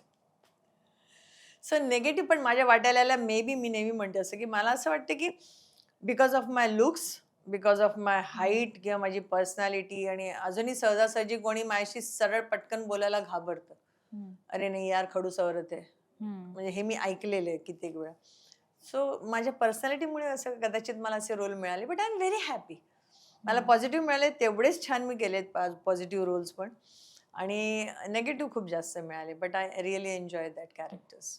किती मस्त! म्हणजे खरंच तुमचा जो काही स्ट्रगल होता आणि जे काही होतं ना, मला खरंच अंगावर काटे येतात आणि माझे डोळे पाणावतात आता, की एवढ्या स्ट्रगल नंतर सुद्धा कोणी कसं तुमच्याकडनं शिकायला हवं, की किती आनंदी राहायला हवं आणि कसं खरंच त्यासाठी म्हणजे मी हॅट्स ऑफ आहे. आणखीन एक किस्सा सांगेन हं. की प्रतीक झाला होता ना हॉस्पिटलमध्ये, तेव्हा माझ्याकडे घरात कोणी नव्हतं. मी चालत गेले होते हॉस्पिटलला, एकट्याच. एकटीच एकटीच. त्या डॉक्टरने का मला तुमचे सांगितलं. मिस्टर नसायचे का तेव्हा? आणि त्यावेळेला तो कुठे होता मला नाही नाही, मला वाटतं होता माझ्या बरोबर. आणि मी गेले आणि मी डॉक्टरला सांगितलं की मला पेन होते आणि प्रतीक लवकर नाही झाला. प्रतीक 9 महिने 9 दिवस उलटून गेले तरी भाईसाहब आने के लिए रेडी नहीं थे, असं हं. होतं ते. तर मला डॉक्टर म्हणाले की नाही नाही अजून काही नाही, तू घरी जा. मी परत चालत घरी गेले. हं. त्याच्यानंतर 2-4 दिवसांनी म्हटलं नाही आता तर मला भीती वाटायला लागली, कारण 9 महिने होऊन एवढे 10-15 दिवस झाले, तर now we should take care. मग ती तरी पण तयार नव्हता. मग ते पाठीच्या मणक्यातनं हं. इंजेक्शन देऊन आर्टिफिशियल हं. पेन्स वगैरे असं सुरू करून वगैरे केलं त्यांनी. आणि मी एकटीच होती. नवरा होता माझ्याबरोबर, त्यांनी पण वाट बघितली, मग तो घरी गेला. म्हणजे खंत कशी असते जेव्हा आपल्याकडे आपलं कोणी नसतं. त्याचं एक छोटंसं उदाहरण. आणि प्रतीकला झाला आणि he was a big boy. 9 पाउंडच्या वरचा होता तो. He was a oh! Huge boy. तर डॉक्टर असे म्हणाले आणि डॉक्टर ती मंगलोरी होती, आमच्या गावची हं. होती. आणि पहिलं बाळंतपण पण तिनेच केलं होतं, दुसरं पण तिनेच केलं होतं. तर त्याच्यामुळे आणि प्रतीक बर्न होण्याच्या काही हं. सेकंदाआधी अख्ख्या हॉस्पिटलचे लाईट गेले. आणि त्यांना डॉक्टरना त्या चष्मा होता. आणि कसाबसा ते डिलिव्हर झालं. Baby was out. पण त्याच्यानंतर अंधार असल्यामुळे त्यांना स्टिचेस वगैरे घालायला काही दिसलं नाही. कारण का टॉर्च घेऊन त्या किती करणार? 2 नर्स टॉर्च घेऊन उभ्या होत्या. मी सगळं बघत होते. 2 नर्स टॉर्च घेऊन उभ्या आहे, पण त्यांचे स्टिचेस वगैरे काय ते नीट बसले नाही, काय नाही. आणि मग ते हॉस्पिटल वॉज पॅक. जागा नाही, बेड नाही. पॅसेजमध्ये एका ट्रॉलीवर मला स्ट्रेचरवर मला झोपवलं होतं. आणि झाल्यानंतर हे गेले. पण मला आता मी सांगू कुणाला मुलगा झालाय, हे सांगायला माझ्याकडे कोणी नव्हतं. मी कुणाला ओरडून सांगू? कारण तेव्हा फोन-बिन हा प्रकार पण नव्हता. नवरा घरी गेला होता. कोणाला सांगू मला मुलगा झालाय म्हणून? हं. म्हणजे मला आजही तो क्षण, दिवस आठवला, की मी रडते, की there was nobody with me to to share my happiness. आणि तो मुलगा झाला आणि मला स्ट्रेचरवर ठेवलं होतं. आणि त्या डॉक्टरना त्या स्टिचेस नीट बसल्या नाही नाही घालता आले. त्यांचाही दोष नाही आहे तो. आणि अख्ख्या पांढरं पाणी जे नॉर्मली डिलिव्हरीनंतर जे होतं आणि रक्त, ह्याच्यामध्ये मी रात्रभर त्या स्ट्रेचरवर होते. सकाळी 7 वाजता जेव्हा प्रतीकचे बाबा आले होते, तेव्हा माझा स्ट्रेचरवर माझं ते घातलेला कपडा पापडासारखा कडक झाला होता. That with that sticky white water and blood. आणि अख्खे केस रक्ताच्या थारोळ्यात होते माझे. कारण का एवढं ब्लिडिंग झालं रात्रभर, की मी अख्खी totally blood and white water, sticky वॉटरमध्ये मी हं. रात्रभर होते. हं. मध्यरात्री झालाय तो. मी पहाटेपर्यंत तशाच त्या थारोळ्यात होते. आणि मग नंतर दुसऱ्या दिवशी मला उठता येईना, कारण ते सगळं अंगाला चिकटलेलं होतं. अख्खं कडक झाले होते ते. पापडासारखं. पापुद्र बसलं होतं सगळ्या अंगात. मग आमच्या एक फॅमिली फ्रेंड आहेत, त्यांना फोन केला होता. मग त्या आल्या. मग त्यांनी मला उचलून, कारण हॉस्पिटल पॅक होतं. हं. बेड नव्हते. मला त्या पॅसेजमध्येच स्ट्रेचरवर ठेवण्यात आलं होतं. मग त्यांनी मला उचलून नेऊन बाथरूममध्ये गरम पाण्याचा शॉवर चालू करून त्याच्या खाली बसवलं. तेव्हा ते सगळं रक्त-बिक्त असं खरवडून काढलं पाठ. केस-बीस असे कडक झाले होते रक्ताने थारोळ्यात रात्रभर. बापरे! तर कुठे ना कुठे मला असं वाटतं, की कोणतरी परमेश्वर तुमच्या मदतीला येतो. म्हणजे त्या बाईंचे पण माझ्यावर खूप उपकार आहेत, असं मी म्हणेन, की त्यावेळेला त्यांनी माझी साथ दिली. हं. कारण नाहीतर मग कोण होतं? पहिल्या बाळंतपणात तर माझी सावत्राई म्हणाली, "माझा काही संबंध नाही, आम्ही काय येणार नाही." लग्नाच्या वेळी पण ती म्हणाली, "मी लग्नाला येणार नाही, माझा काही संबंध नाही." हं. मुलाच्या वेळेला पण सेम होतं. त्यामुळे कोणच नव्हतं. ना माहेरचं कोणी होतं, ना सासरचं कोणी होतं. दोन्ही डिलिव्हरीला. काय करणार होते मी? मुलीच्या तर मी एका दिवसात घरी आले होते, कारण का मी अफोर्ड करू शकत नाही ते 1 दिवस एक्स्ट्रा राहणं. पण मुलाच्या वेळेला कदाचित मला वाटतं मी 2-3 दिवस राहिले होते हॉस्पिटलमध्ये. अदरवाईज नाही. बापरे, खूप सहन केले तुम्ही. हा हा, तर मग ह्या सगळ्या टँट्रम्सला तुम्हाला त्यांना काही संदेश द्यायचा आहे? आणि खरं सांगू तर मला असं वाटतं की आजच्या जनरेशनला सजेशन देण्यासारखं काही नाही आहे. कारण आजचं जनरेशनच वेगळं आहे. आपला काळ नाही आहे. म्हणजे सॉरी, आपलं नाही. आमचं. माझा तुमचं. हा. माझा काळ नाही आहे. मी मी हे जे बोलते आज प्रतीक 36 वर्षाचा आहे. म्हणजे 36 वर्षापूर्वीच आहे. सो त्यांना या त्रासाचा कदाचित अंदाज नाही आहे की काय सोसलंय किंवा काय भोगलं. आणि आजची जनरेशन मला असं वाटतं की बाकी सगळा अभ्यास जो काय आहे, सोशल मीडिया आहे किंवा इतर काही गोष्टी आहेत, त्याच्यामुळे ते everybody is very sharp and everybody is very focused की त्यांना काय हवंय आणि त्यांना काय करायचंय. सो सजेशन देण्यासारखं काही नाही, पण फक्त माझी एक नम्र विनंती आहे प्रत्येक व्यक्तीला की माणसाने माणसाकडे माणूस म्हणून बघावं, असं मला क्या असं बात वाटतं. आहे. की असं नाही की अरे नाही नाही वो तो ये है, ती अशी आहे, ती आम्हाला माहिती आहे ती कशी आहे. नाही, प्रत्येकाचे आपले वैयक्तिक अनुभव असतात. If I am very good and friendly with you, तर यू शुड ट्रस्ट मी, असं मला वाटतं. आता हिने तिला सांगितलं ती अशी आहे, आय डोंट लाईक दिस. मी या सगळ्या गोष्टींवर नाही. माझ्याशी जी बरी आहे, she is okay with me, I am happy with her, that's it. माझं माझं एवढं आहे. मग ते कुठलं एनी नातं. पण ॲज फार एज मला तर कधीच मैत्रिणी नव्हत्या. शाळेत कोणी मैत्रीण नाही, कॉलेजमध्ये कोणी मैत्रिणी नाही, कधीच नाही. म्हणजे मी अशा बघायचे ना, शाळेमध्ये आम्ही लहान होतो तेव्हा मला अजूनही आठवते 4थी-5वी मध्ये असे सगळे एकमेकांचे फ्रेंड्स असायचे, सगळे मस्ती करायचे. मी एका कोपऱ्यात बसलेली असायची. म्हणजे तेव्हा तर काही राग, द्वेष असं काही नसेल लहान मुलांच्या मनात. तरी पण मी का वेगळी असायची? कदाचित माझे प्रारब्ध होते. मला हे सगळं आयुष्य जगणं होतं म्हणून हे सगळं घडलं माझ्याबरोबर, असं म्हणते मी. पण आज पण मला आज माझ्या योगामध्ये एवढ्या बायका आहेत माझ्याबरोबर, की माझी एकदा मैत्रीण हसून म्हणत होती, की नॉर्मली माणूस मेला ना, की पुरुष असतात स्मशानात जायला. आमची दीदी मेली ना, तर एवढ्या बायकाच असणार स्मशानात जायला. एवढ्या बायका आहेत. I am very happy. असं नाही, की मला माझ्या मदतीला यावं किंवा माझी मदत करावी. नाही, नाही, नाही, नाही. पण at least they respect me a lot. That is very much important. मी माझ्या कधी आवडी-निवडी लक्ष नाही दिल्या. मला काय पाहिजे हा कधीच विचार नाही केला. मला काय आवडतं याचा विचार नाही केला. मला ह्याची गरज आहे हा विचार नाही केला.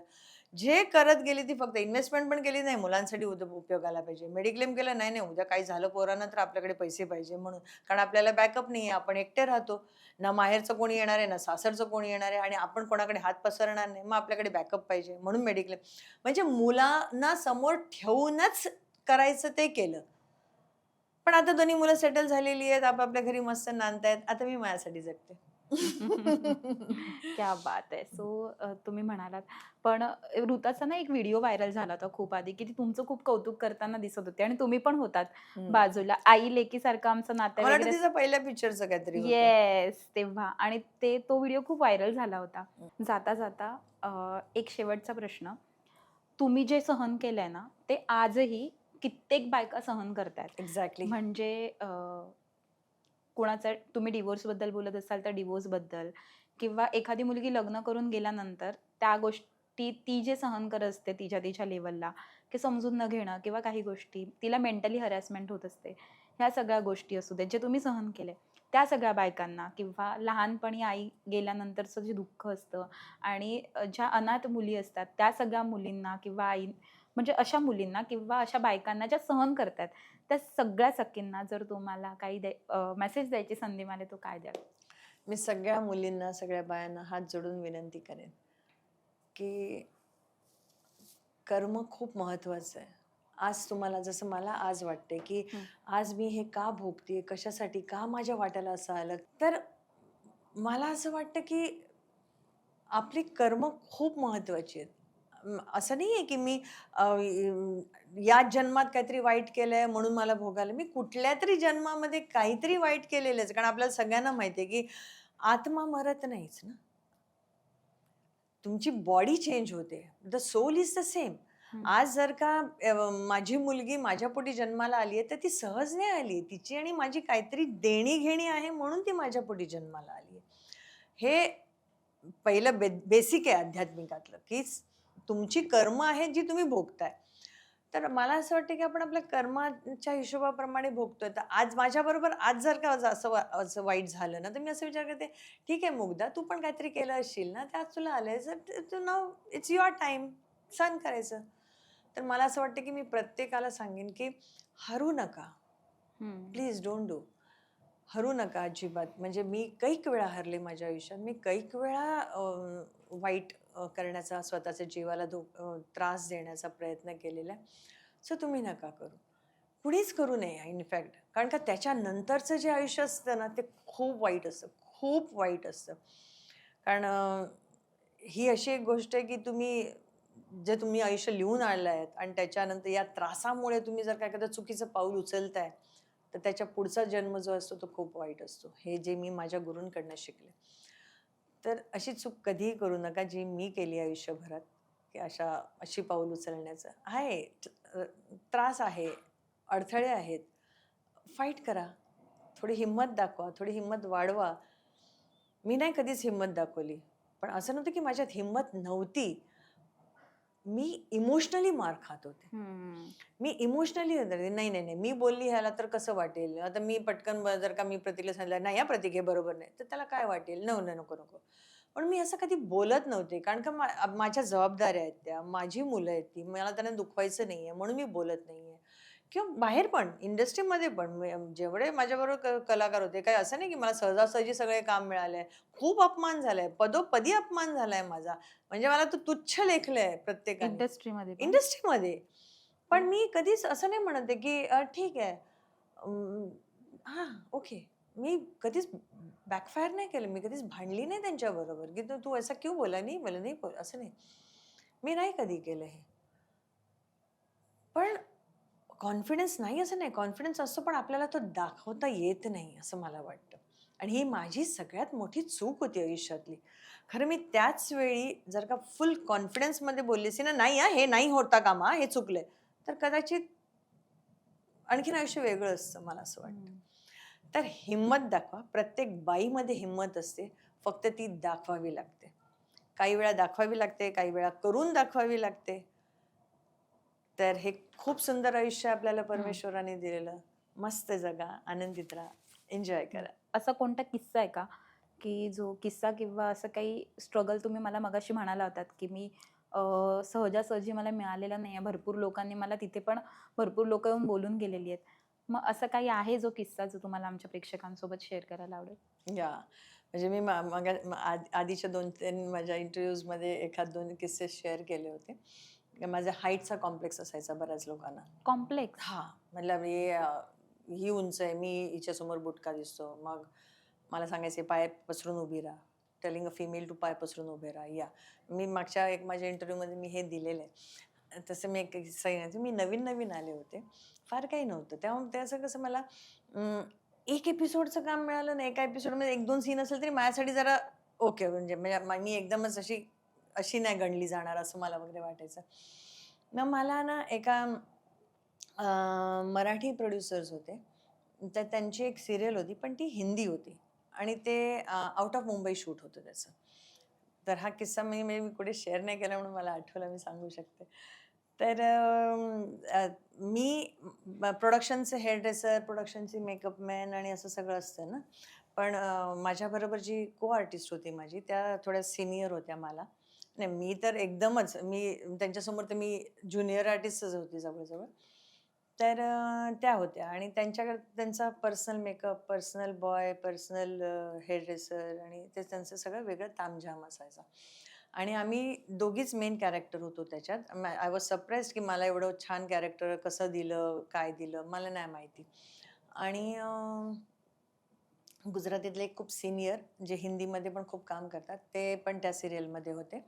आणि आमचं शूटिंग झालं. समवेअर कल्याण, डोंबिवली वगैरे त्यावेळेची गोष्ट. म्हणजे मला असं वाटतं की ती सिटी पण नव्हतं त्यावेळेला. I don't know. गावात-बिवात कुठेतरी शूटिंग होतं.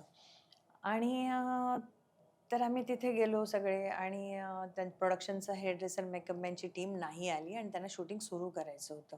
तर मी म्हटलं, "अरे पण" आणि तेव्हा कसं स्वतःचं मेकअप मेकअप सामान-बिमान नेण्यासाठी आपली काही ऐपत नव्हती. त्यामुळे मी कधी काही घेऊन जायची नाही. तर मग त्याने म्हणे की त्यांनी सांगितलं की मी म्हटलं पण अरे मेकअप बिकअप नाही केला. तर तो म्हणतं मग ते त्या सिनियर आर्टिस्टच्या रूममध्ये गेले आणि त्यांना रिक्वेस्ट केली की आपले प्रोडक्शनचे आलेले नाही आहेत आणि आपण आता शॉट घेतोय, तर तुम्ही प्लीज तुमचा मेकअप आणि हेअर ड्रेसर द्याल का जरा त्यांना रेडी करायला, म्हणजे मग त्या आल्यानंतर मग होईल सगळं रुटीन. तर तिने उत्तर नाही दिलं. पण मग नंतर परत ह्यानी रिक्वेस्ट केल्यानंतर ते दोघं आले. तर ती hair dresser I would like to share, तिने असे असे असे माझे केस केले. काय आहे? काय काय बनायचं? पोनीटेल बांधा. ओके. मेकअप मॅन आला. तेव्हा मला मेकअपचं हे पण कळत नव्हतं की स्किन टोनचे कलर वापरतो आपण, जसे पॅनस्टिक वापरतो स्किन टोनचा, तर त्यात एक डार्क शेड येते जी आपण कटिंगला वापरतो है ना. तर त्यांनी त्या शेडनी माझ्या अख्ख्या फेसचा मेकअप केला आणि मला सावळी करून टाकली अख्खी, बाकी काही नाही. ओके, म्हणजे इन शॉर्ट विद्रूप केली. हं. आणि आय वॉज लाईक क्राईंग, पण मला कळत नाही मेकअपमधलं काही. आणि त्यांनी केलं, ती आली, तिने केसाला असा असा हात लावला, पोनीटेल बांधलं, निघून गेली. आणि तर मग मी असेच बाहेर आली सेटवर जायला, तर ते म्हणाले की गुजरातीत बोलत होता मी, શું થયું? म्हटलं काही नाही, the makeup is not good so I am upset. मग त्यांनी त्या मेकअप मॅनला बोलवलं, क्यों रे ऐसा क्यों मेकअप किया? अरे इनका स्किन टोन एकदम घटिया है, इनका स्किन कितना बकवास है, कोई मेकअप बैठता नहीं है. हे वाक्य होतं त्याचं. तो तो म्हणाला, अच्छा तुम्हारी मैडम के स्किन पे बैठता है मेकअप? अरे हमारी मैडम तो बिस्लरी से मूद होती है. टिकूजीनी, मी यांचं नाव घेणार नव्हती, तर टिकूजीनी त्यांच्या बॉयला सांगितलं, एक बिस्लरीनी बॉटल लावतो, मला सांगितलं Mugdha go and wash your face. मग मी सगळं, अब देखो तुमसे नहीं होता है तो मेरा मेकअप मैन कर देगा, भाई तू कर दे मेकअप. क्या बात है. First incident. का करतात असं? खूप रडले होते मी त्या दिवशी. पण बघ ना कसं नशीब असतं, ती सिरियल झालीच नाही. कारण पूर्वी कसं पायलट बनवून द्यावं लागायचं ना, ती सिरियल झालीच नाही. आणि तर आणखीन एक किस्सा मी सांगेन, की मी एक मराठी पिक्चर करत होते, साईन झालं, सगळं झालं आणि माझं काम आधी झालं होतं त्याच्यात आणि नंतर त्या आर्टिस्टचं काम तिचं नंतर काम होतं. आणि तोपर्यंत खूप खूप स्टार कास्ट होती त्याच्यात, खूप. मग माहिती नाही ना कोणाला कोण कॅरेक्टर आहे, कोण करते, कोण नाही, कोण नाही. आणि नंतर ऑल ऑफ सडन कळलं, अरे बापरे मुग्धा शाह आहे, ओके. त्या रात्री मला डायरेक्टरचा फोन येतो 12:30-1 वाजता. मुग्धाजी आपण ना थोडंसं स्टोरीमध्ये चेंज केलंय. म्हटलं अच्छा काय चेंज केलंय? तर ते म्हणाले की आपण ना तुमच्या चेहऱ्यावर असे ना चेचकचे काळे काळे डाग देणार आहोत. म्हटले 1 मिनिट, आपण 50% शूट केलंय, मी योगा इन्स्ट्रक्टर आहे त्याच्यामध्ये आणि मी असे, तर तुम्ही का माझ्या तोंडावर असे चेचकचे दाग देणार? मी रात्री 12:30 वाजता त्यांना विचारलं, इन्स्ट्रक्शन आले का तुम्हाला? So he said yes. I said okay and I did that. Next day माझा मेकअप असे काळे चेचकचे दाग देऊन केला होता. बापरे. ऑल ऑफ सडन कसे चेचकचे डाग आले तुमच्या ते तोंडावर? But he did that. The director also did that. And that other artist made him to do that. बापरे. हे सगळं मराठी इंडस्ट्रीमध्ये झालं की हिंदी? मराठी मी तर सगळं केलं ना, मी मराठी, हिंदी, गुजराती पण हा जो किस्सा झाला मराठी. मराठी इंडस्ट्रीमध्ये? बापरे. म्हणजे मी आले इंडस्ट्रीमध्ये ना, तेव्हा मी 16-17 वर्षाची होते. मला आठवते माझ्या गोव्याला माझ्या आत्याकडे मी शाळेतनं येत होते. माझे आत्याचे मिस्टर म्हणाले, सामखे रेखापासून दिसता, म्हणजे रेखा दिसते ही.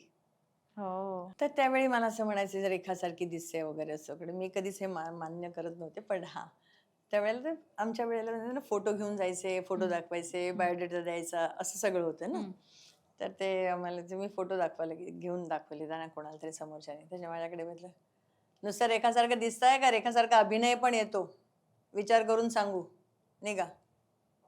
How can a Marathi senior actor talk to and some female जो ओळखत नाही आहे? इट्स ओके फाईन, पण तुम्ही कसं असं बोलू शकता? म्हणजे जेव्हा मी हिंदीतनं मराठीत आले, मलाच हौस होती भारी मराठीत करायचं, लोक आपल्याला ओळखायला पाहिजे, आपल्याला मराठी येतं म्हणून. तर नंतर तर मला एक नावच पडलं होतं, अरे ती बालाजीची आर्टिस्ट आहे ना, आहे ना, कशासाठी? हम्म, म्हणजे चांगलंही बोलता येतं ना माणसाला. हम्म, माझी म्हणजे ठरवून पण मी असं एखाद्यासाठी बोलू शकणार नाही की ही अशी, बरे मला माहिती आहे तू कशी आहे काय, पण मी नाही बोलू शकत. हा ती काय बाबा बालाजीची आर्टिस्ट आहे का, काय मिळतं असं टोमणे मारून तुम्हाला, असं मला. पण मी क्वाईटली मी सगळं सहन केलं. मी अगेन्स्ट नाही गेली. म्हणजे आज पण मी हे बोलते तर मी असं म्हणते की ह्याच्यासाठी बोलते की वाईट वाटतंय, पण आजची जनरेशन हे ऐकून घेणार नाही. कारण की आजच्या जनरेशनला बोलण्याची कोणाची हिंमतही होणार नाही.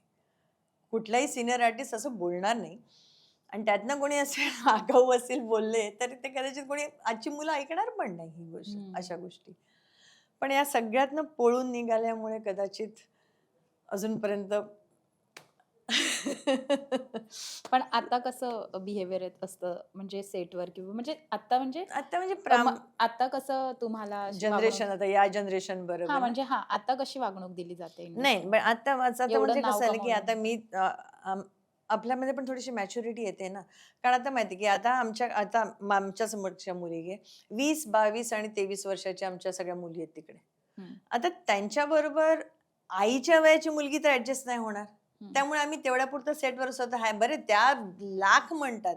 त्या कुठेही गेल्या तरी आम्ही एकत्र गेलो तरी ते मला बरोबर ठेवतात. ते कधी अशा मला अशा एकट्या पडू देत नाही. हम्म, कधीच नाही. मी आता त्यांच्याबरोबर 2-3 आम्ही इव्हेंट्सला गेलो, आम्ही रूममध्ये असलो, आम्ही बसलो, तरी त्या तेवढंच मान, सन्मान, लाड सगळंच करतात. हम्म, पण ते संस्कार पण आपले डिपेंड करतात ना गं, हम्म, आपल्यावर काय संस्कार झाले ते. हम्म, तर ते कधीच मला असं नाही, की तुम्ही एकट्या पडल्या. आता मी कुठेही गेलो तरी ते मला म्हणजे बरोबर ठेवून सगळं असं करतात. हम्म, पण मला असं वाटतं, की त्यांना अडचण नाही का, की आपल्या आई बरोबर काही सारखी पडते मुलांना असं वाटतं ना.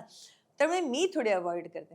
सेटवर असली, की मी एकदम सगळ्यांबरोबर मस्त छान हसत-खेळत आणि पण मी इन्व्हॉल्व नाही होत आजच्या तारखेला. हम्म, पूर्वी व्हायचे. हा वाईट बोलला.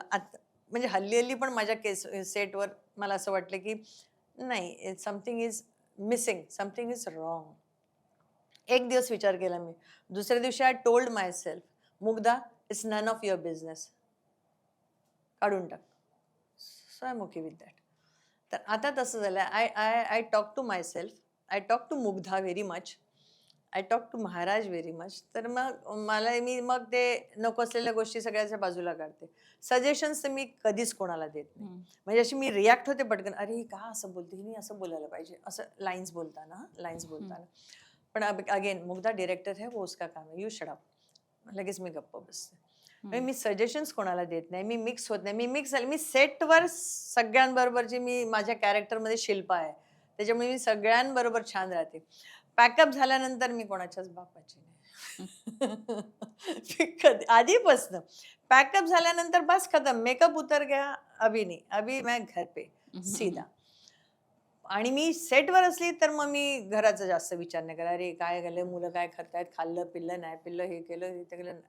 मी कसला नाही विचार करत. I give my 100% wherever I am there. जे माझं काम आहे ते मी 100% करते. मी वेळेच्या आधी जाते. मी कंप्लेंटचा मौका नाही देत कधी कोणाला, हम्म, की माझ्यामुळे शॉट थांबलाय, माझ्यामुळे हे झालंय किंवा मी हिची कंप्लेंट केली, मी तिची कंप्लेंट केली. I don't do that. प्रत्येक जण आपल्या नशिबाचं खात असतो. You have no right to interfere in anybody's life, कि इसने ऐसा किया था, उसने ऐसा किया था. I don't do that. क्या बात आहे मॅम. आणि खरंच खूप छान वाटलं तुमच्याशी गप्पा मारून. खूप ताकद मिळाली आणि मला खरंच तुमचा सोन्यासारखा वेळ दिला त्याबद्दल थँक सो मच. आणि तुम्हाला तुमच्या पुढील वाटचालीसाठी खूप खूप शुभेच्छा. आणि खूप माझ्या ज्या सगळ्या सखी आहेत आज जो सुपर सखीचा हा कार्यक्रम बघतात त्या सगळ्यांना तुमच्याकडनं खूप काही शिकायला मिळणार आहे. त्याच्याबद्दल थँक्यू सो मच. आणि पुन्हा एकदा तुम्हाला तुमच्या पुढील वाटचालीसाठी खूप खूप शुभेच्छा. Thank you so much. Thank you to Lokmat for giving me chance to talk out. कारण ही संधी मिळणं खूप, कारण आज बघा तुमची एखादी मैत्रीण असेल, तुम्ही तिच्याशी गप्पा मारतात, पण यू आर नॉट शुअर जेवढ्या सख्या मैत्रिणी सख्या सोडल्या तर, की ती जाऊन बाहेर आणखीन काय नाही बोलणार, असं नाही होत सगळीकडे. नॉर्मली ते असतंच गॉसिपिंग हा प्रकार.